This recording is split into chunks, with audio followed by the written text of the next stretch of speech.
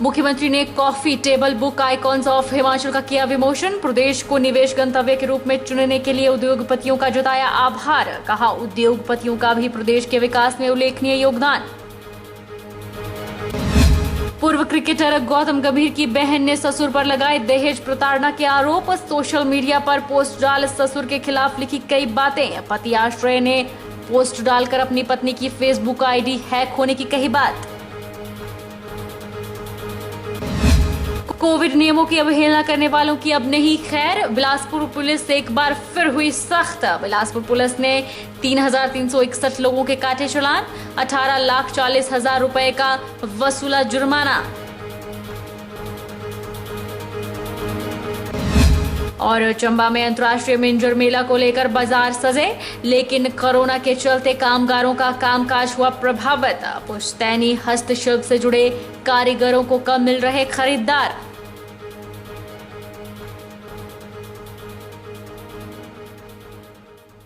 नमस्कार, आप देख रहे हैं HP 24x7। मैं हूं जनीशा। मुख्यमंत्री जयराम ठाकुर ने एक राष्ट्रीय दैनिक समाचार पत्र द्वारा प्रकाशित coffee table book icons of Himachal का विमोचन किया। मुख्यमंत्री ने हिमाचल के प्रतिष्ठित व्यक्तियों को शुभकामनाएं देते हुए कहा कि समूह द्वारा सम्मानित इन व्यक्तियों ने मातृभूमि के लिए महत्वपूर्ण योगदान दिया है और अन्यों को विकास और उन्नति के भरपूर अवसर प्रदान कर हजारों जिंदगियों को रोशन किया है। उन्होंने कहा कि उद्योगपतियों का प्रदेश के विकास में उल्लेखनीय योगदान रहा है। मुख्यमंत्री जयराम ठाकुर ने कहा कि हिमाचल प्रदेश जैसे छोटे राज्य ने विभिन्न क्षेत्रों में अग्रणी स्थान प्राप्त कर देश के बड़े राज्यों को प्रगति की राह दिखाई है। उन्होंने कहा कि प्रदेश की विकासात्मक यात्रा में भागीदार बनने के लिए उद्योगपतियों को प्रदेश में निवेश के लिए सरकार ने कई कदम उठाए हैं। उन्होंने कहा कि हिमाचल प्रदेश को व्यापार में सुगमता में 7वें स्थान पर आंका गया है। प्रदेश में उद्योगपतियों द्वारा निवेश के लिए सौहार्दपूर्ण वातावरण प्रदान कर हिमाचल प्रदेश देश का तीव्र विकास वाला राज्य बन रहा है। उन्होंने राज्य सरकार की नीतियों और कार्यक्रमों पर विश्वास बनाए रखने और हिमाचल प्रदेश को निवेश गंतव्य के रूप में चुनने के लिए उद्योगपतियों का आभार व्यक्त किया।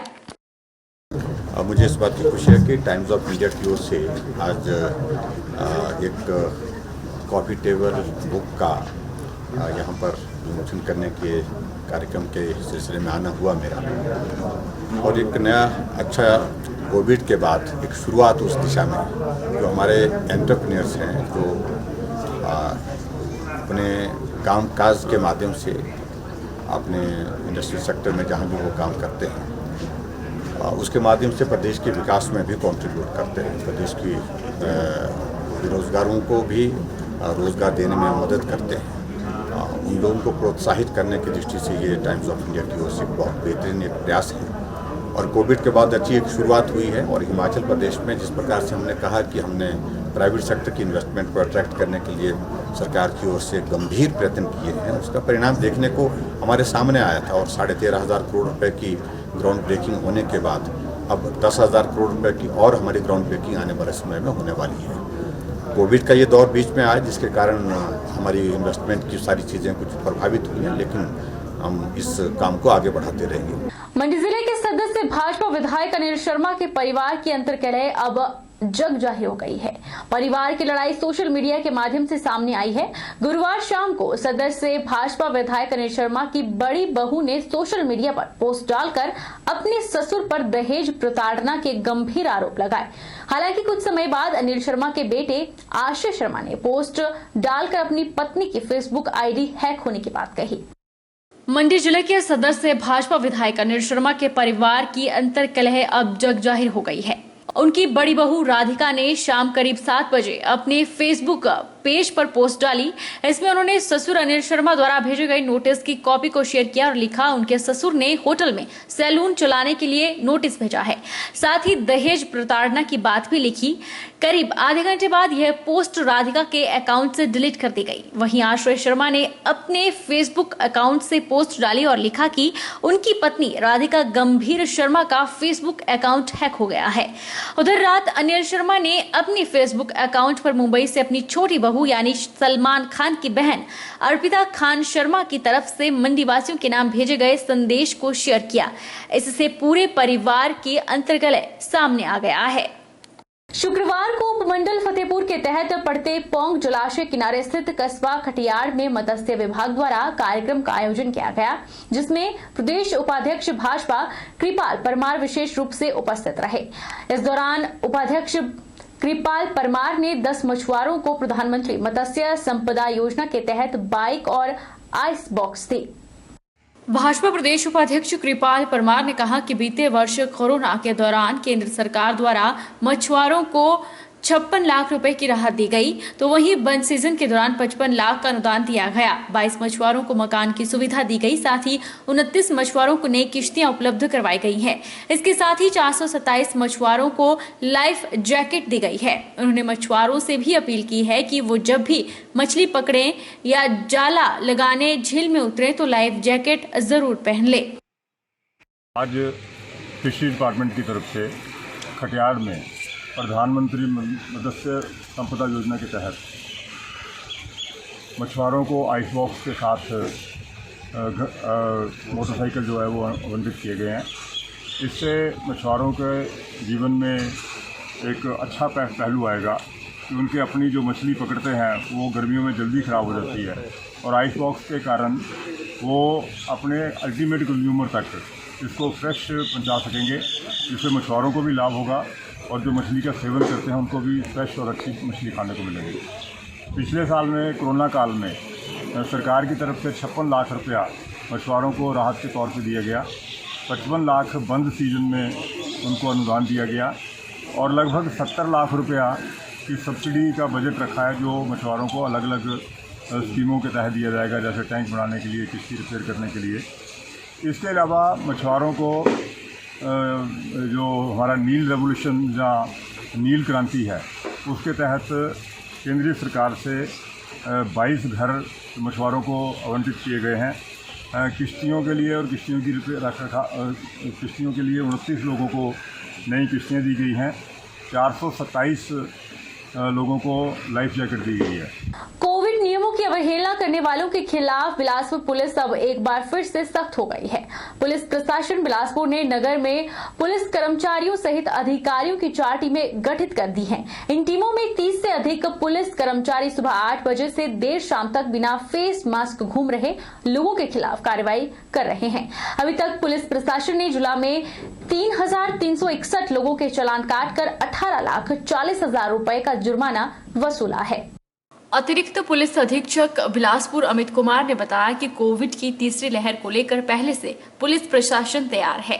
ऐसे में अब शुरुआती दौर में ही लोगों को फेस मास्क पहनने के लिए प्रेरित सहित नियमानुसार कार्रवाई की जा रही है।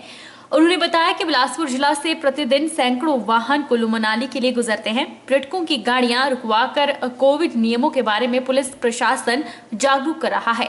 अगर कोई पर्यटक बिना फेस मास्क से गाड़ी में दिखाई देता है तो उसके खिलाफ कार्रवाई भी अमल में लाई जा रही है। मिली जानकारी के अनुसार पुलिस प्रशासन ने प्रत्येक एक टीम में 7 से 8 पुलिस कर्मचारियों की तैनाती की है, जिसमें कुछ सिविल और कुछ पुलिस वर्दी में पूरे शहर का निरीक्षण करने में लगे हुए हैं। यह टीमें नगर के बस अड्डा से लेकर गांधी मार्केट, चेतना चौक, गुरुद्वारा मार्केट, कॉलेज चौक तक पैदल निरीक्षण करते हुए लोगों को कोविड नियमों के बारे में जागरूक करने में लगी हुई है। साथ ही अगर कोई व्यक्ति नियमों का पालन यानी फेस मास्क या सोशल डिस्टेंसिंग की पालना नहीं करता है तो उनका मौके पर ही 500 रुपए से लेकर 5,000 तक का चालान भी काटा जा रहा है। 3 दिन के भीतर टीमों ने बिना मास्क से घूम रहे दर्जनों लोगों के चालान काटे हैं। साथ ही कुछ चालान कोर्ट में भेज दिए गए हैं।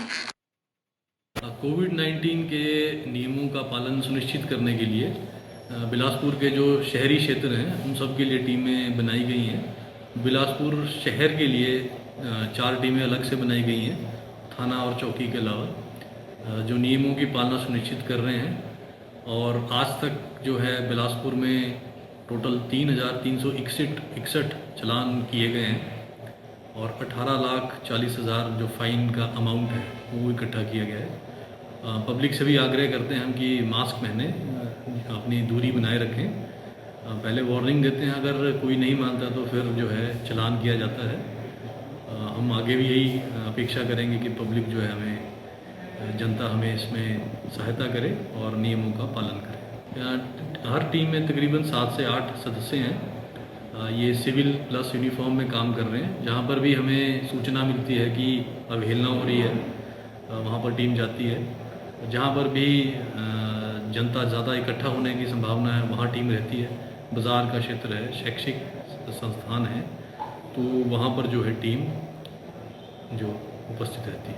कोरोना वायरस की तीसरी लहर को लेकर प्रशासन भी सख्ती के साथ कार्य कर रहा है। इसी के चलते चंबा जिला के अंतर्गत आने वाले सलूनी उपमंडल में भी सलूनी प्रशासन द्वारा युवाओं के साथ मिलकर अनूठी पहल की गई है। सलूनी एसडीएम जगन ठाकुर की अगुवाई में युवाओं ने बैनर बनाकर यह संदेश देने का काम किया कि सही मास्क पहने।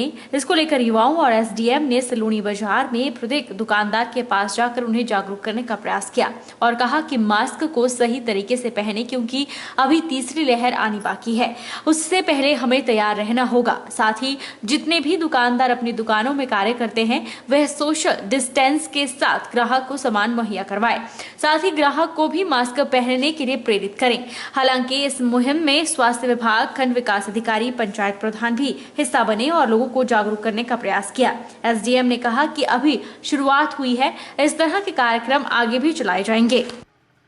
देखिए, सलूनी उपमंडल में आज हमारे साथ सलूनी व्यापार मंडल के अध्यक्ष, ग्राम पंचायत सलूनी के अध्यक्ष और यहाँ के जो युवा बच्चे हैं, उन्होंने आग्रह किया कि एक इस तरह का हम मास्क अप के ऊपर जो है वो एक अभियान चलाना चाहते हैं। उसके तहत हमारे साथ खंड विकास अधिकारी सलूनी, बीएमओ किहार, नायब तहसीलदार सलूनी और तमाम हमारे बीच में जो डीएसपी साहब सलूनी के और पुलिस के जवान सभी शामिल हुए।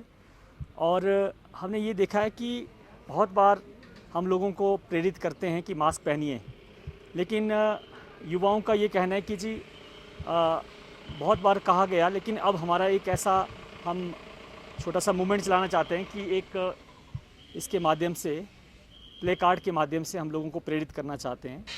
और देखा ये गया है प्राय कि लोग मास्क तो पहनते हैं लेकिन मास्क अच्छे से नहीं पहनते हैं। तो इन्होंने इस तरह का भी एक बोर्ड बनाया जिसमें लिखा गया है कि मास्क को अच्छी तरह पहने। बाज़ार में हमने अभी चलाया है जिसमें कि सभी का हमें सहयोग प्राप्त हुआ है और पुलिस जो है लगातार यहाँ पे चलान भी कर रही है। वक्त चला है एक छोटे से ब्रेक का।